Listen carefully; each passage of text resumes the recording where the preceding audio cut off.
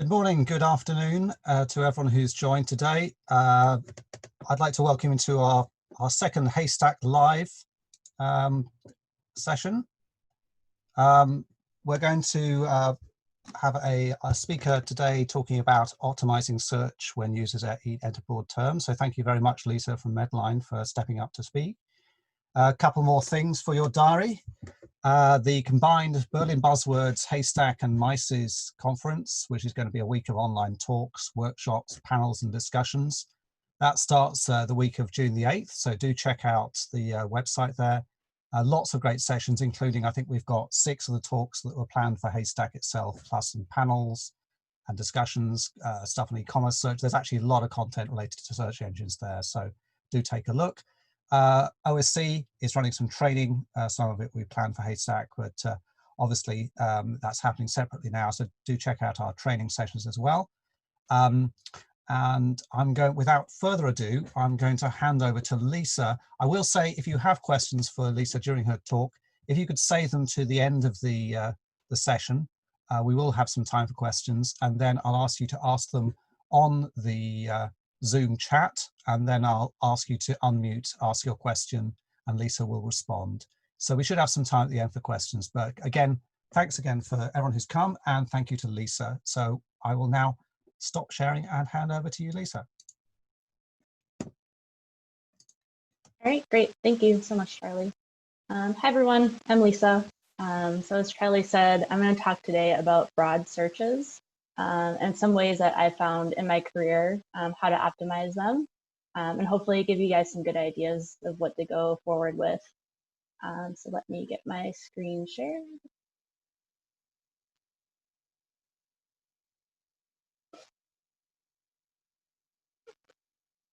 Okay, and I'm going to try to make this a little interactive. I have some polls I'm going to ask you guys to do.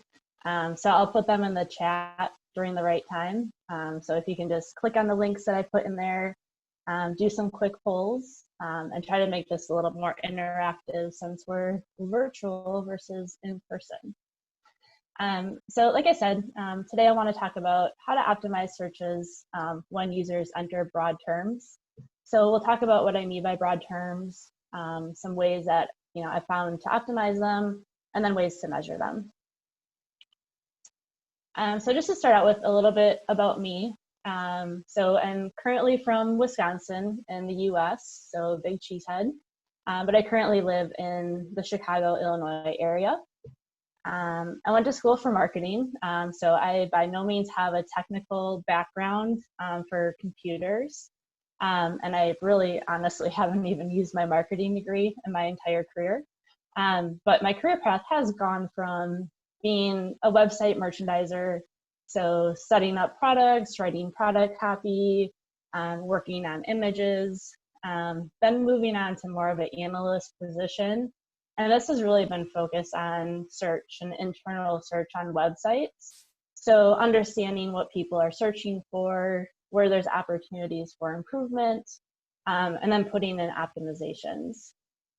From there, I started getting a little bit more on the technical side, so becoming a product owner, which I currently am now, and really thinking about, what features and enhancements should we make to site search, and working with development teams to get those implemented. I also currently have a team on the business side who does the day-to-day optimization of search, so within our search tools, doing the merch and just kind of search optimization within the tool. So that's kind of the connection that I have right now. I've worked in a lot of different industries throughout my career. So I've been in B2C retail, I've done website grocery, and then I kind of started stepping into the B2B side. So maintenance supplies, and then currently I'm working at Medline, which is a medical product provider for hospitals and clinicians and pretty much every single medical provider that you can talk about. So as you can imagine, we're really busy right now trying to get all the different medical professionals the equipment and supplies that they need to help out during this particular situation. So we are definitely busy in trying to implement new features on the site that will help them do that more easily. a little bit about me, just interest-wise, I really like doing anything outdoor. So I love mountain biking and hiking, which unfortunately isn't the greatest in Illinois, but I do like traveling, so go to a lot of different places to do that. All right, so when we start this off, the kind of one question is, what is a broad search? Like, what am I actually talking about? So our first poll that I'd like to do, let me see if I can actually get this to work. I don't know how to get to the chat. Maybe this won't work that good.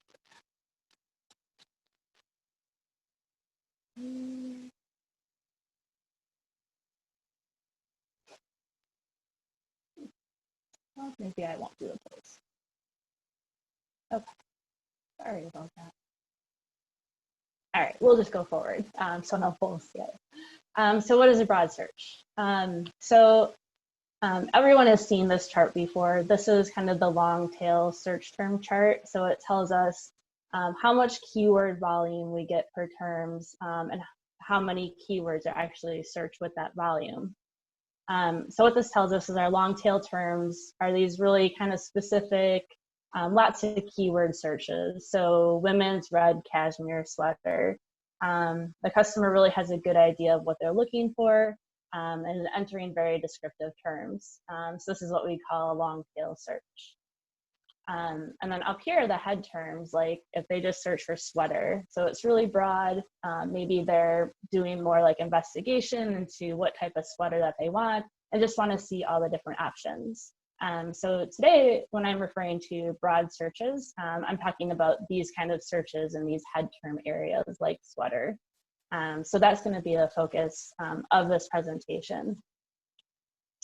So you might be asking, so why do I care about broad searches so much? I think right now, a lot of the focus is around long tail searches using semantics and natural language to really be able to parse out those very specific search terms and figure out how to return the right results.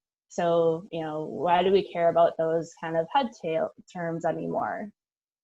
So it kind of comes back to something that happened early in my career. So one of my first positions, I was working on search and analyzing it, and a term that customers searched all the time was the term video, really broad, no other descriptive details.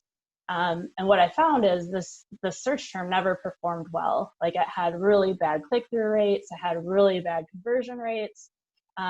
Whatever we were showing in the results, like, nobody was really interacting with.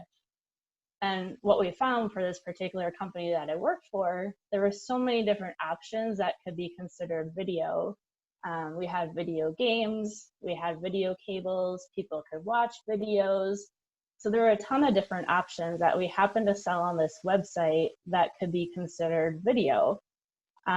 And being early in my career, tried a couple of things of trying to figure out what the customer was looking for, but nothing that I did seemed to help improve that search result. So I've kind of made it my mission going forward in positions that I've had since then to really find out ways that I could optimize these broad terms and make them better. So that's really the biggest reason that this kind of topic is, near and dear to my own heart.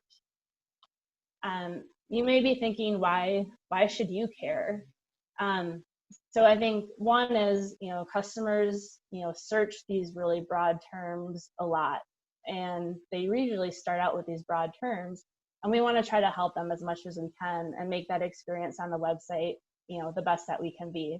I think the other area that, as I move forward in my career a lot more is finding ways to work on these projects to combine both what a business might be trying to solve for. So they're seeing that they have these broad terms, figuring out strategies, and then, using development teams and engineer teams to help come up with the logic and solutions that could solve for these.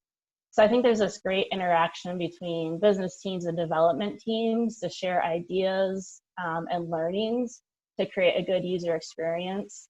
And I think the broad terms has, that real capability to bring these two teams together to work towards solutions.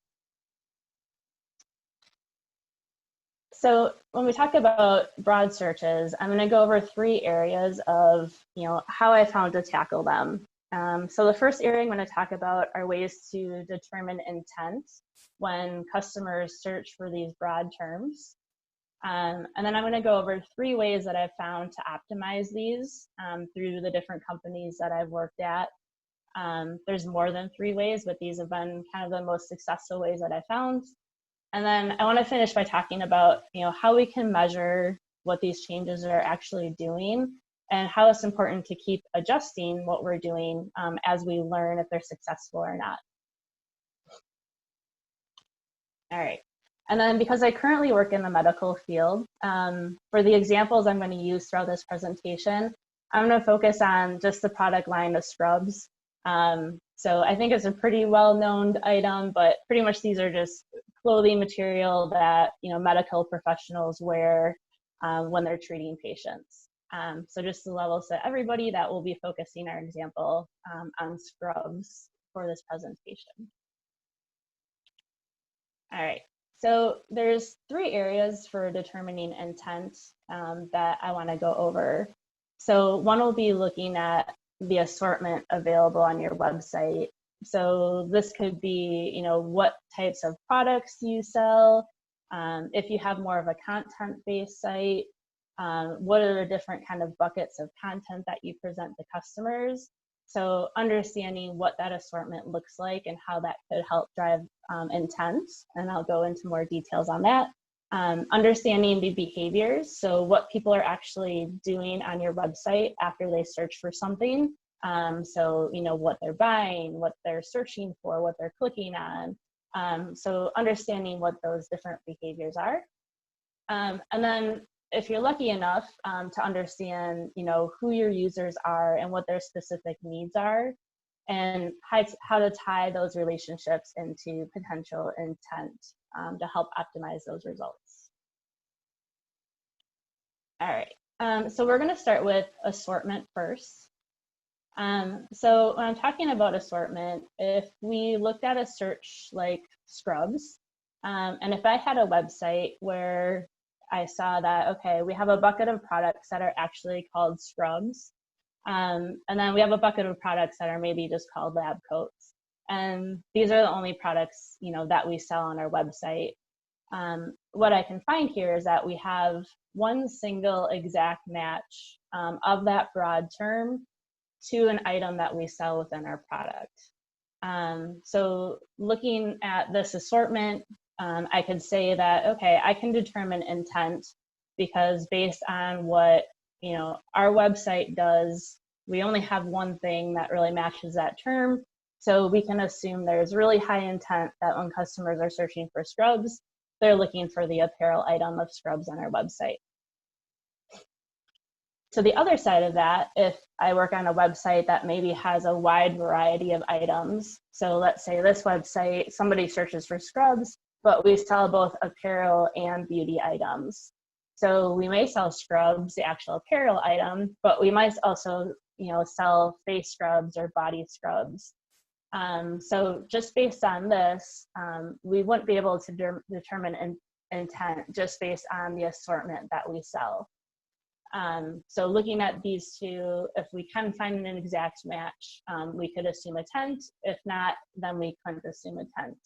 And through my other examples, I'll show like how we can use this data to actually optimize the site.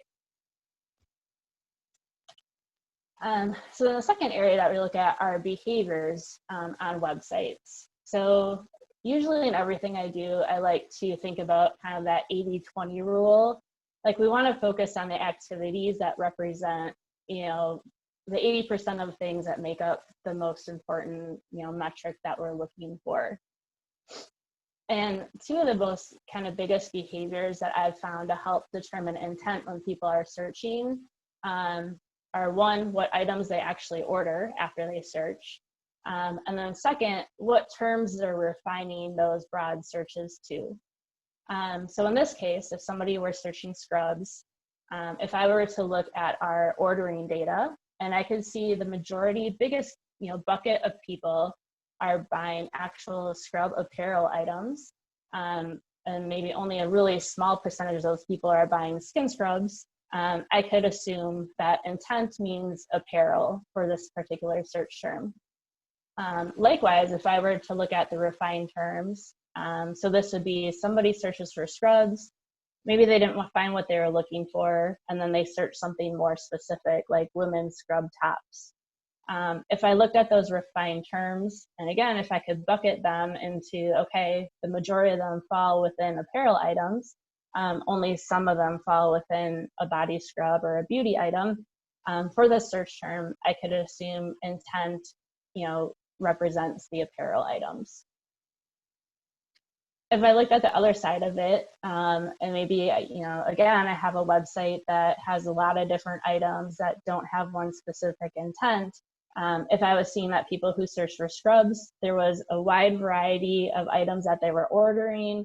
None of them really stuck out compared to any other item. This wouldn't really give me an intent that somebody was looking for. Similarly, if I was looking at refined terms, if there wasn't really one main type of product that stuck out when people were finding their items, this again won't really give me an intent based on that term. Okay, and then the last thing you want to look at are the individual users on your website. So in this case, if we had, the customer was Jill Jones, and she was logged into our website, and maybe we had specific information about her. We know she's a nurse. We know that she works in a hospital. So given that information and knowing that in the past that Jill has purchased apparel of scrubs, she's mainly purchased women's scrubs, we can make the assumption that, for Jill specifically, when she comes to our website and searches for scrubs, that these are the items she'd be expecting to see. We could also correlate her behavior to potentially say, when other people who have roles of nurses come to our website, if they search for scrubs, they most likely want to see the apparel item. Likewise, if somebody is in a hospital market and comes to our website, we potentially could make that same assumption. So if we're able to gather data that people, who are nurses or from hospitals have similar, behaviors when they're logged into our website, we could determine the intent for those type of people to be the apparel item. On the flip side of that, if we have a customer, even maybe if he's logged into our website, but maybe we don't really know who he is, maybe if he's not logged into our website and we don't have past purchase data, we don't really know what he's done on our website before, this customer was obviously be harder to drive intent from. So this would be somebody that we wouldn't get that information from. All right. So the next thing I'm going to talk about is how we can use these assumptions for intent and some different examples of how we optimize it. So just some assumptions that we can make going into these examples.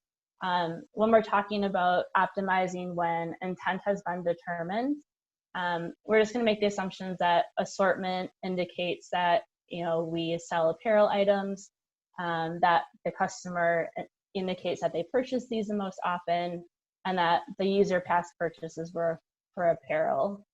Likewise, for the examples we'll go through when intent is not determined, we'll assume that we have a mix of an apparel and beauty items, that the behavior shows that they're equally apparel and beauty, and that user past purchases were unknown. All right. So now I want to go into how we use this intent to optimize websites. So the three areas that I usually spend my most time on are recall, ranking, and navigational optimizations. So recall really refers to what products are you actually returning when customers search. So the items that should be returned that best match that search term. And what type of products make sense to return. Ranking obviously is what order we should show those results in. And then navigational are ways that we can lead customers down a path to really what they're looking for and helping them get down that way a lot easier. All right. So if we can assume that we have intent determined and we're looking at recall, so really the biggest goal in this point is to return the right type of products. So two kind of ways that I found that provide a good customer experience if we do have intent is we can either pre-filter the results. So if the customer searches for scrubs, we could pre-filter those to just automatically narrow down the results by the category apparel and scrubs. That way they're not even really bothered to see what the other items are. They really have no intent to purchase those. So let's just get them down to those specific products.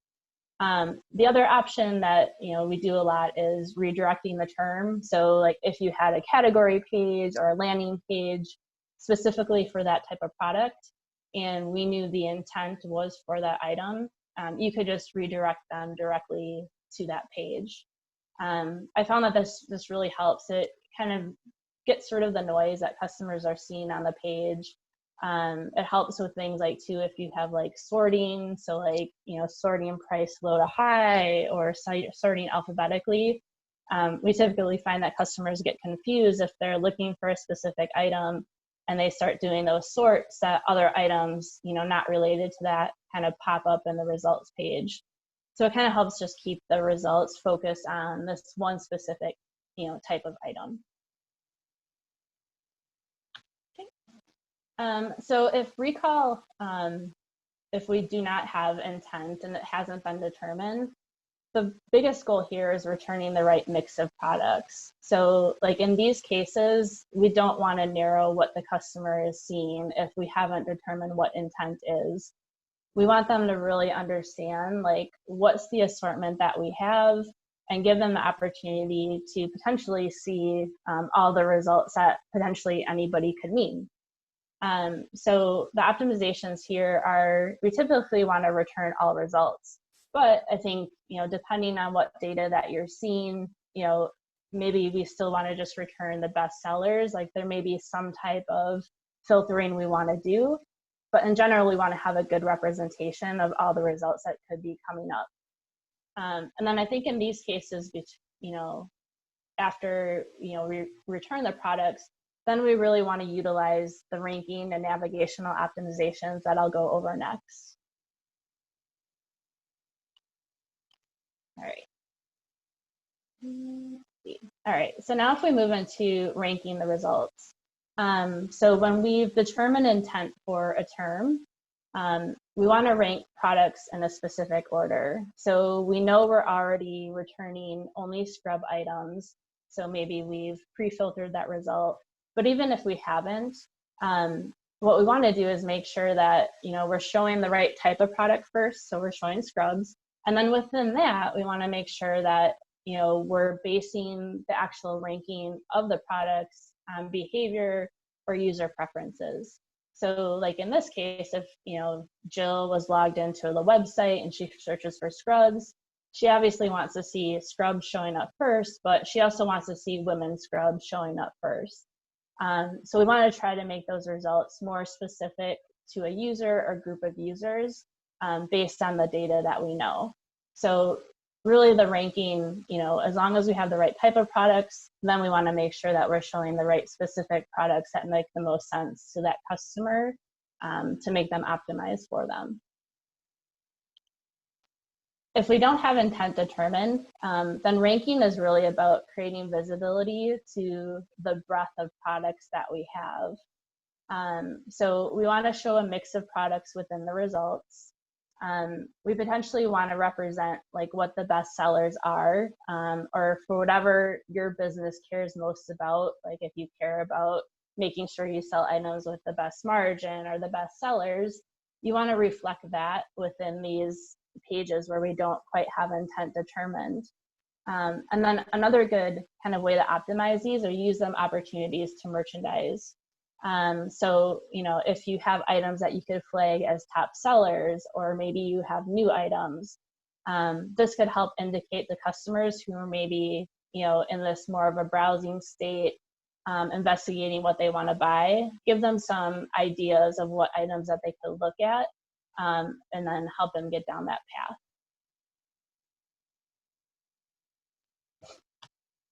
All right. And then the last piece I want to talk about is navigational optimizations. So this is something I've kind of carried over through all the positions that I've had. But what we've found is, customers who search really broadly, even if they know what they want, there's still a next level that they need to get down, to get to exactly what they're looking for. So what I've done in a lot of the position I've been in is implement these kind of visual navigational elements. And they don't always need to look like this. It can look a lot of different ways, but this is something that we're currently using. So if we had, if we understood the intent of a customer searching for scrubs, that they were looking for the apparel item, I want to show a navigational element that showed them different options within that product type. So get them down to the tops or pants that they're looking for based on the different, refinement data or behavior data that we had. So we want to display options that are specific to the intent that's been determined. Likewise, if we had, situations where we couldn't determine intent, this is a great way to display options that, actually create intent. So have the customer decide here, are they looking for apparel? Are they looking for facial cleansers?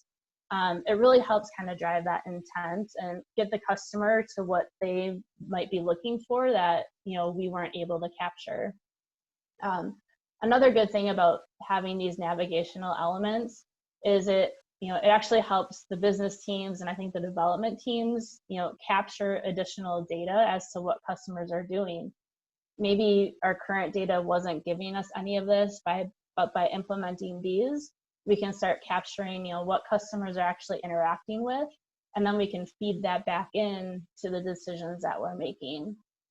So I think it's great both from a customer perspective and just to give your own business and development team some additional insights into what customers do and continue to optimize, the logic and decisions that you're making. All right. So you might be asking, so, how do we weigh these different, intents? Like, which one is more important? And I think, the really most important thing is that you test how you weight these different intents, right? So maybe for your site, behaviors have a bigger impact on how customers interact with your page than what your assortment is. Maybe you have a website like, mine at Medline, where all of our customers currently have to be logged in to place an order. So we're able to capture what a specific user is doing on our website. So for us, being able to represent, what the user actually wants and their past behaviors is really important and drives more of the weight in what we do. So I think the really, big thing here is understanding where your business is, what its priorities are, and how you understand your customer, and then just really test out weighting these different, intent data points and seeing what works best for you. There's really no, clear answer of which one is more important. It really depends on what you see and, how you want to build your website. All right. So then finally, I wanted to talk about, how we can measure and adjust based on the changes that we're making to the website. And I really think this is the most important thing. Like, we don't just want to put out enhancements and optimizations and just put them out there and forget about them. We want to make sure that they're doing, what we want and that we're adjusting them over time to keep making it better. So the three metrics that, I typically care about when I'm looking at these behaviors are clicks, carts, and conversions. And it's really great, when you're measuring any of these, if you can start out with some type of baseline. So if you, understand, how your search is performing currently, and can set those kind of baseline metrics, then as you start to make changes, you can see like, all right, are we improving our click rate? Is our cart rate now going down? Why is that happening? So a big part of this is making sure that you have, this data to start out with. And a lot of that comes from making sure that you're tagging your site, you're getting the right pixels out there, and that you have, a source to view this data. Like we use Adobe Analytics, but you can use Google Analytics and a lot of different terms to really make sure that you have the right data that you can measure on. So when I look at these 3 points of data, how I measure if something is being successful or not comes in a lot of different ways, and how I use the data to tell me if it's good or not. So best case scenario is, we put in these optimizations and we see clicks, cartons, conversions are all going up. That's great. But what does that data tell me? So it tells me that we are returning the right type of product. So we're returning apparel items, and that's what customers are looking for. We're returning the exact products that they want. So Jill is seeing scrubs and she's seeing women's scrubs. And then finally, the conversion part, once they pick an item, that the item is actually meeting their purchase expectations. So, it's the right price. We have the right inventory levels from it. We have everything that they need to actually make that purchase.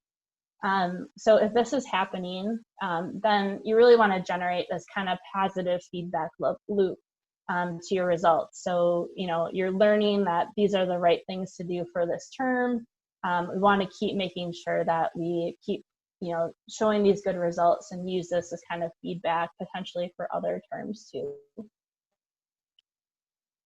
If we saw that clicks and carts were both going up, but conversions were going down, what this potentially would tell me is we're showing the right type of product. We potentially have the right exact products, but maybe we're not meeting their purchase expectations. So maybe the price isn't competitive. Maybe we don't have the right inventory levels that they need. There could be a lot of different explanations for this, but typically what I found is, measuring your search results kind of go as far as adding to cart, but once you get to conversion, there's usually a deeper kind of business level going on that's preventing them from making that purchase. So typically when I've found this, I usually will start like some type of business investigation, like maybe talking to the buyers for an item, like, hey, are we priced competitively? Is there anything else going on in the industry that maybe would be causing these items not to actually be sold, even though they're being added to the cart? So to me, this kind of triggers another conversation we should be having and see if there's something else that we can do to improve maybe the websites and the business overall. So next what we see, and we actually see this quite a bit on our site, so we'll see a lot of clicks to items, but maybe the carts aren't as high once they click on an item, and maybe they're not making the decision to purchase the item. So what we found in these cases is we have the right type of product showing, but maybe for a specific user, it's not the right exact product that they're looking for. So what this tells us is that, we need to recognize, all right, these exact product orders aren't working for us. We need to relook at our data and see, okay, can we pull more specific items that are personalized to a customer to the, up to the results that they're looking for. So this really addresses kind of the ranking issue within our behaviors. And then finally, if you're in the worst case scenario and people aren't clicking, people aren't adding to cart, and people aren't converting, we don't want to be in this situation. But what this really indicates is we're not showing the right types of products in the results.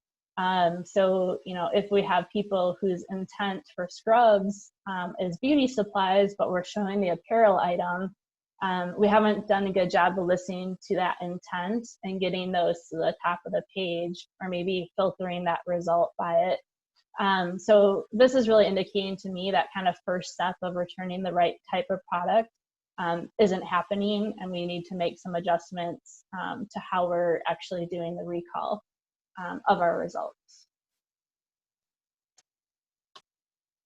Okay. So just to kind of recap what we've talked about, so the first step is really, when we're looking at broad searches, is we want to start with determining intent. So we talked about looking at the assortment of the products that we present on our website. We look at the behaviors of what people are actually doing, and we understand if there's specific user preferences that we could apply to either a specific user or a group of like users. Then we want to focus on actually optimizing the results. So this is where we talk about recall, so what type of products we return, how we rank the products, and then how we potentially could introduce navigational elements to make sure that they're getting what they want. And then finally, we want to make sure that we measure and adjust our results. So clicks, carts, and conversions are typically the KPIs that have worked, especially in a B2C or consumer-facing role. And we really want to understand what's working and what's not working, and make sure that we're constantly adjusting as needed with different feedback loops. So those are the things that I've found for broad searches that have helped improve the websites that I've worked on. And that's really all that I had.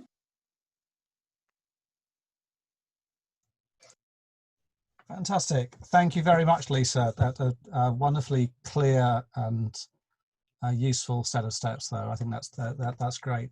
So I'm going to ask for some questions now. So I'm sure you've all been saving your questions and have them all scribbled down somewhere. But if you'd like to just drop the questions into the chat window, you can see that at the bottom of the screen. I'll then ask you to unmute and ask your question. You don't have to type the entire question into the chat window, just let me know that you've got one lined up. I'll give you a couple of minutes.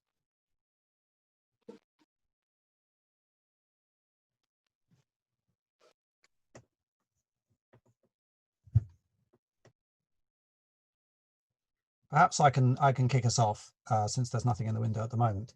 Lisa, I wanted to ask when you are using your knowledge of intent to give the user a set of the products you think that they want based on their past behavior and who you think they are, how do you deal with the problem that they may buy the product that they bought before, but there might be another product that they might also be interested in that you're not showing them because you've tuned and you've ranked things appropriately? So maybe you get them to buy product A, but they don't buy product B that they might have bought if you'd shown a more diverse set of results. Right. Yeah, that's a really good point. And I think especially, if customer has bought something that's, a one-time purchase before, they probably don't, necessarily want to see that item again. So, we've used some strategies before of trying to integrate, items that are similar to an item that they bought before. So if we knew, like in our case for medical supplies, somebody may have bought like a catheter machine before, but now they just need, the needles that go along with it. We've kind of learned that, all right, if they purchased this before, we should also show these needles in the results and have those in the results as well, knowing that, maybe now they just want the part or accessory that goes with it. So we've toyed around with, how we present those items along with the main item they bought before, based on maybe like how often customers need to purchase kind of the main item. So we've kind of incorporated, that purchase timeline data into some of our algorithms as well. Thank you. So I've got a question from Danielle Hansen. Do you want to unmute and ask your question, Danielle? Sure. Thanks, Lisa. This was a great presentation. I really liked the simplicity, or I felt like the way that you described measuring was really straightforward and absorbable.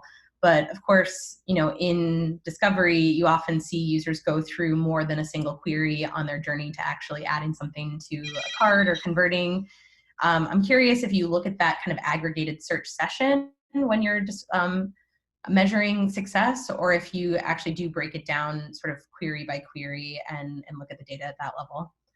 Yeah, so we've really been focusing like query by query right now as far as like what we return in the search results. But the point that you're talking about, like there may be multiple paths that kind of get them to purchase something. We've been trying to use that data more when we do merchandising with like recommendations, or maybe presenting other items in the results that may be connected to each other through that path. So we've been trying to incorporate that more so in those experiences versus like the search result itself. That's great. Would you suggest, since it's sort of simpler to start kind of just at that query by query level, that be kind of the beginning point and then expanding to that entire session later?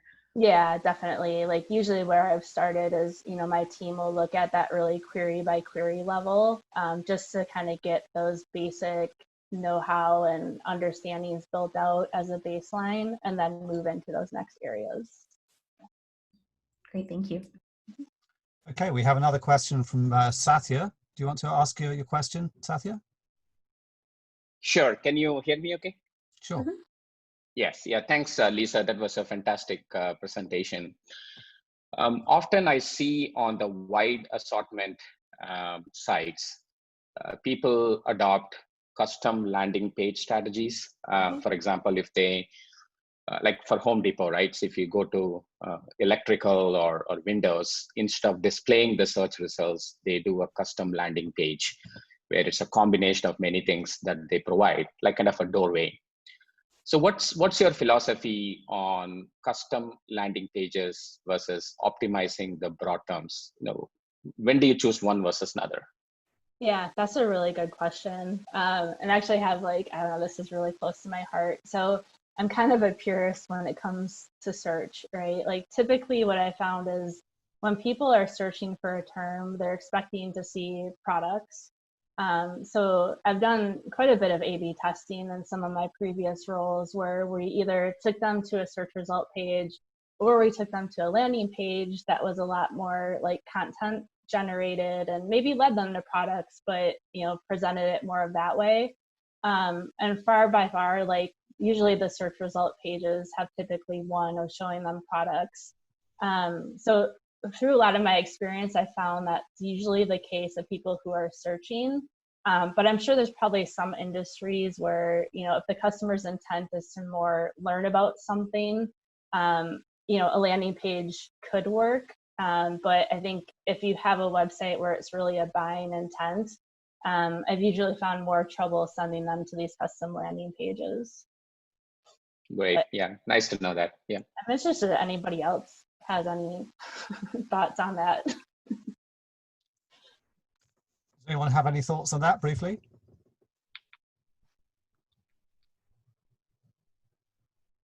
Okay.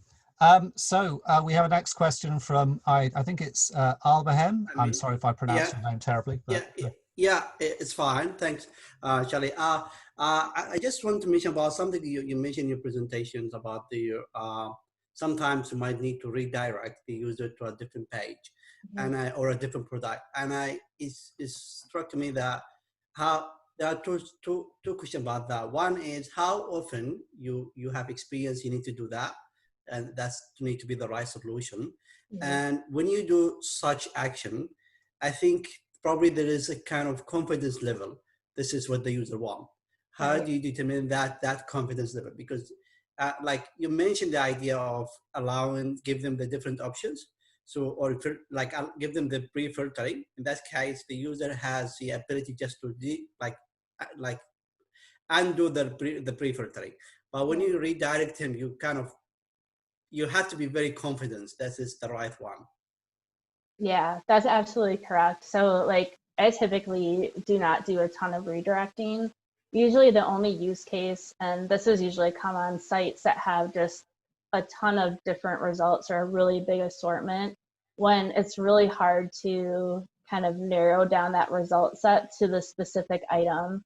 So like if we're showing there truly is like 99% confidence that people searching scrubs only want apparel, and as hard as we try to narrow down and filter the results, we can't just get them to show up. Then we'll take them to the category page.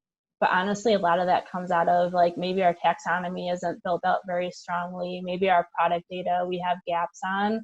So things we just can't solve for on a search result page, then we'll take them to the category page. But like you said, like that is where we need like really strong confidence, because like you said, the customer doesn't have a way out of that experience. Okay, thank you.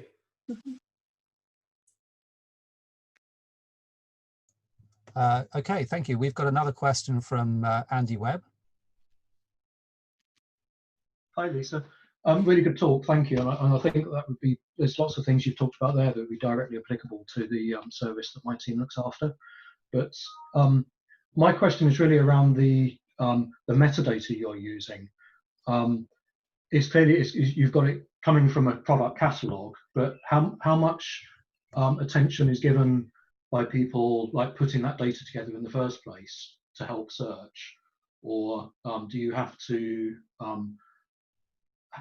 look after the data yourselves, curate that data before it goes into your search system? Yeah, so like cleaning up and curating that data leads to like any successful that we can have and really any of these optimizations. And pretty much everywhere I've been, not enough attention is spent on it, which I think we can kind of all agree on. Yeah. It's kind of that old theory of, bad data in, you're going to get bad results out. So it's definitely an area that needs to be more focused on. And I know my team right now has really been driving a lot more of that, because we see even with some of these things, it's hard to solve for. So I would say probably before you even get started, I would focus a big chunk of time on making sure that your data is in place before you even, look at a lot of these other things. Yeah, thank you. Okay, thanks, Andy. We've got our next question from Alessandro. Thanks, Charlie. Hi, Lisa. First of all, very nice talk.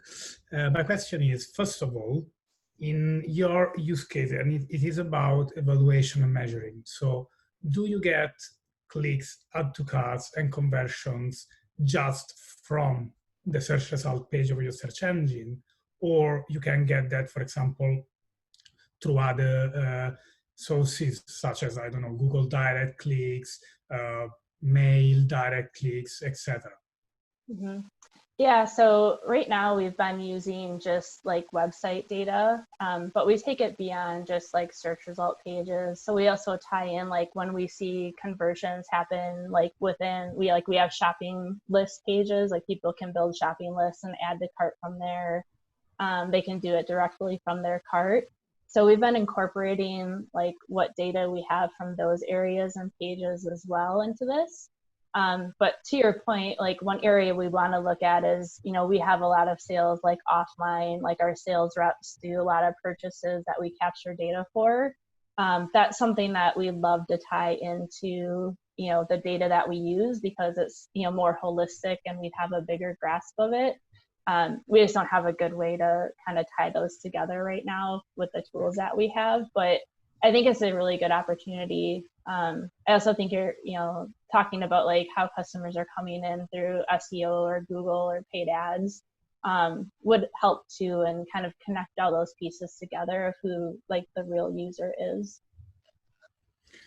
Okay, and the second part is for conversions, for example, is not always, as you mentioned, it's not always straightforward to link a conversion to a query and query result, right? Because you may add it to the cart in whatever way, and then you buy it much later on. So are you currently keeping it as a sort of statistical noise, and you assume anyway that conversions, you just count them, and as you mentioned, maybe it's not that much related to what the user obtained in search results, because there are a lot of other factors. Yeah, honestly, clicks and add to cart, add to carts is our main KPI when we look at searches. Conversion is a lot more secondary. Really, that helps us, like I said, guide more conversations. Is there more of a competitive issue that we're having? Because it's hard to say, it could even be if our cart's really slow one day of loading, somebody can't make a purchase.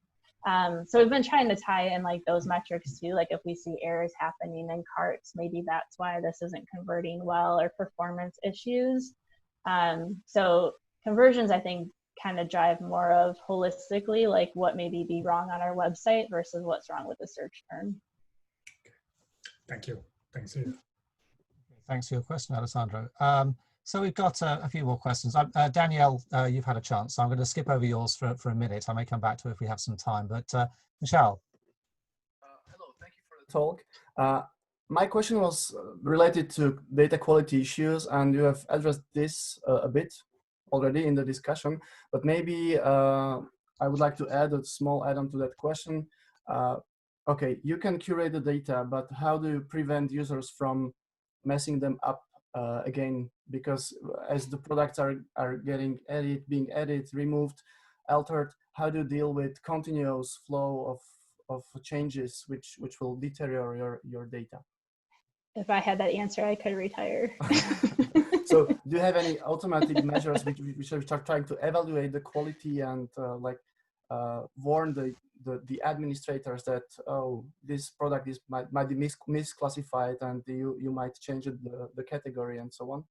Yeah, like we're really in the early stages of trying to do that. I think, it sounds like from what we've been looking at, like systematically, like if you can get, a strong PIM tool that maybe puts some guidelines or rules around your data to require, something, to not happen, that's really where it seems like that's the only way you can prevent like kind of this dirty data from coming up.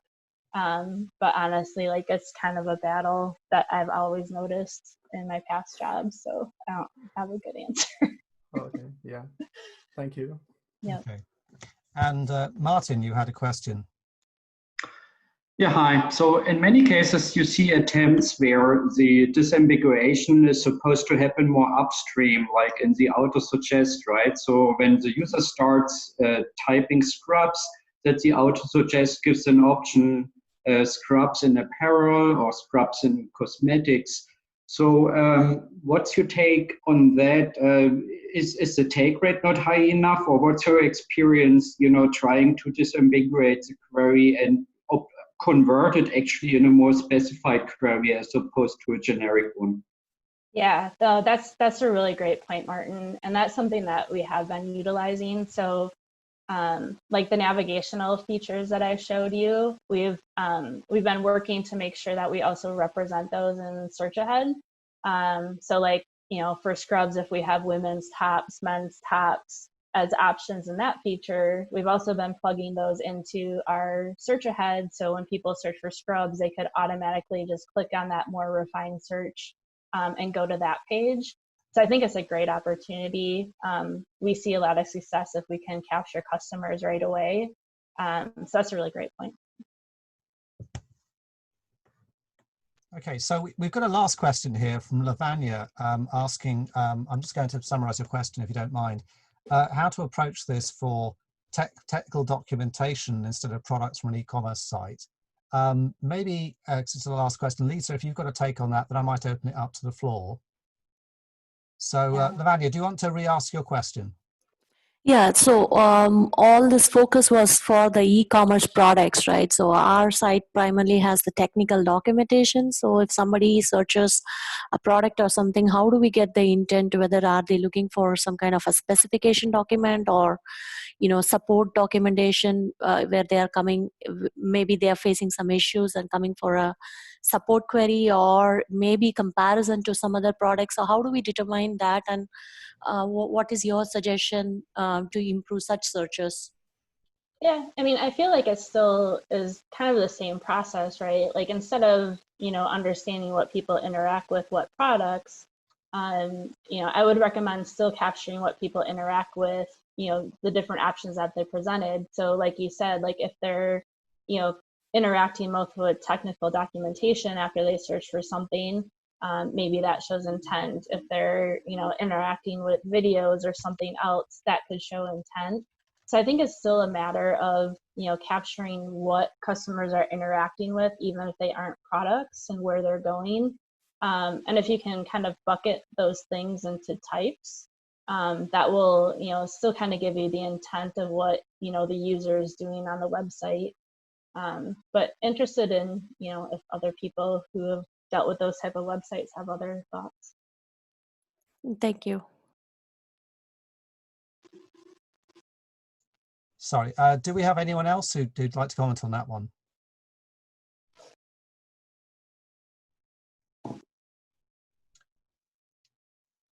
So I've got a couple of, I've certainly seen people look at classifying intent and figuring out, the actions people have when interacting with content in other situations, such as on a recruitment site. I believe this was something I mentioned at one of the early Haystack Europe talks, where downloading a resume was seen as almost an equivalent to perhaps putting something in a basket. So there's perhaps ways of thinking about how you interact, how users are interacting with your content, signifying intent. But are there any other suggestions how you might derive some of that intent? Andy, you look like you have an idea.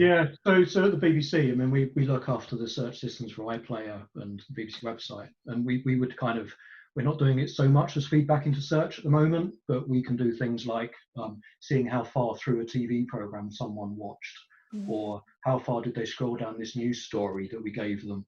Those kind of things where nobody's actually buying anything, but you can kind of glean from the user's kind of actions whether they appreciated the piece of content and whether it was the right thing to put in front of them. And again, it's something that we were in early days with this ourselves. I don't have like a silver bullet for anybody, but you just find a kind of metric that you can say that meant they liked it, yeah. And it's not necessarily that they clicked it, because that might just be just checking it was the wrong thing. You've got to kind of go further than that. Thanks, Andy. Do we have any other suggestions how you might glean this intent from other types of content?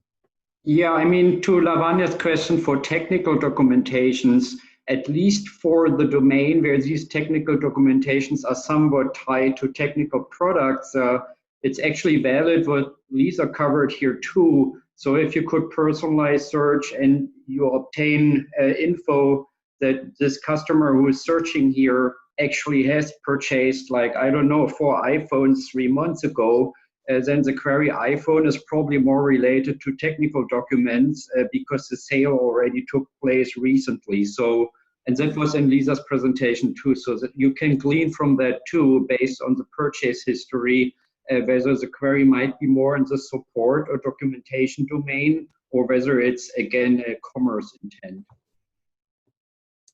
Okay, thank you. I'm going to, Lisa, I've got one more question for you, if we can try and get through it quickly, but thank you everyone for your questions. It's been fascinating. We've got a last question. Zenit, do you want to ask it quickly? Yes, I just wanted to ask, so you said, like, if, sorry, it's not going so quickly. It's like, would you change the behavior in the search engine based on the word count? Like, for example, if it's just one word that the user entered, like you said video previously, like to say, okay, now we should actually like boost the feature, like the personalized features, like, I don't know, like maybe gender or clothes size or whatever information we might have on the user, or any other like specific, let's say, algorithm that you would use just on one term? Like based on word count? Like assuming like a shorter query means broader query usually. Oh, yeah, typically that's what like we'll see. Like, yeah, like if usually it's like a one-word search, then we typically know like to apply these type of optimizations to it, versus once you get more, then it's usually getting a lot more specific. But sometimes, like, I mean, even like a 2-word query could be broad. I think it's just kind of understanding, you know, what people are doing once they enter that term.